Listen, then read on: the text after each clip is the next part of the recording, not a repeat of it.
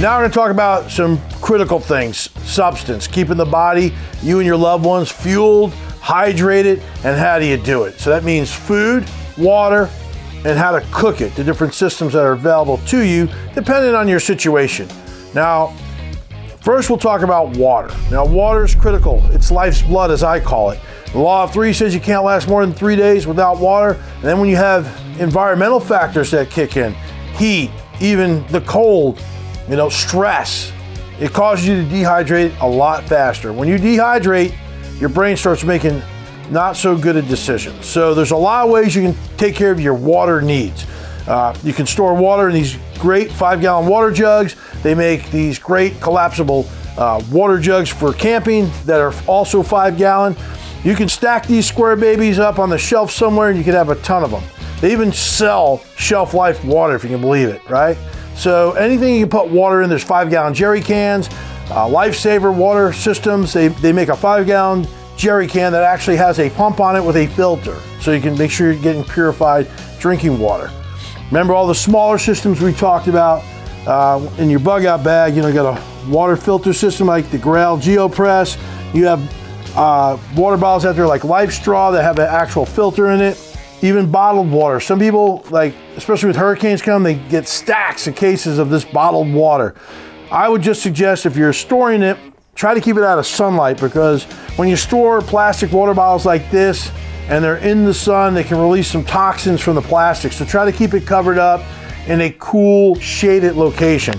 Shelf life emergency water. You can get cases of this stuff in boxes. Any container you can put water in to store it. If that's all you got and you're not on a big budget, use your empty milk jugs. Just clean them out, make sure they're washed out real well, fill them up, you're good to go. Make sure you have some filter systems. This is a lightweight MSR backpack water filter. You can pump water, guess where? How about out of your pool or your hot tub? If you know disaster is coming, empty that baby and fill it with clean water, leave the chlorine out of it. You can have a pool that's got 7,000 to 10,000 gallons of water waiting for you. Just cover it up with a pool cover or a big tarp, and that way a lot of crap doesn't get in there from the environment. But if it does, who cares? A few floaties is not going to take you out. It's when it starts sitting for too long and you start having bacteria in there. And you want to make sure you understand, if you're putting things on the shelf, put the date on it with a marker so you know how long it's been sitting there. Now, if you fill your pool up and it's been a week or so and it's hot weather, you might want to start using this filter or boiling it. Same thing with your hot tub or your gutter system. Take advantage of the rainwater. Have rain collection barrels outside your home. And there's the gutters now, they make it so that you can have like a screen on top of it so it catches all the leaves and the garbage, basically filtering the water from any debris before it even hits your 55-gallon rain collect system. Again, the Sawyer filter system's a really good one. And then there's always boiling, we'll get that to the cookery. They also have these UV pens where you put your water, you get your water in a cup or container, turn the little light on, and off you go. And you're kind of stirring it, and it takes, with the pens, it takes a certain amount of time, and it sterilizes it by UV and kills all the nasty things in there. So for water, another thing I recommend to people, if a hurricane's coming, they have these. You have your bathtub, you can fill that up. You got all your pots and pans, because if the water goes out, once it happens, not the time to, oh, where's my water? Be prepared, fill your bathtub up, fill your sinks up, fill all your pots and pans up. But remember, there's also, they make this bladder that fits in the inside of your bathtub.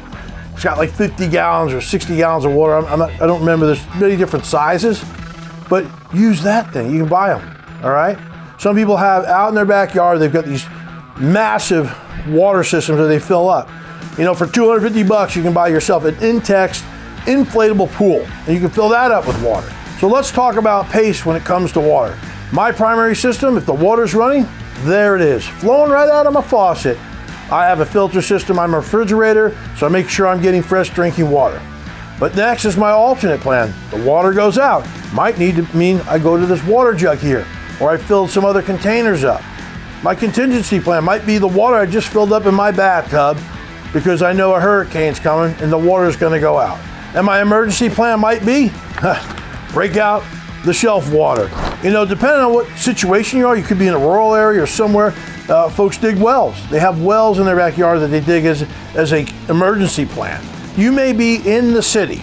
Do you know where there are water sources right outside your apartment complex that you could possibly go to, like a fountain perhaps, or maybe a local pond in the park, where you can use one of these water filter systems to get yourself some fresh drinking water?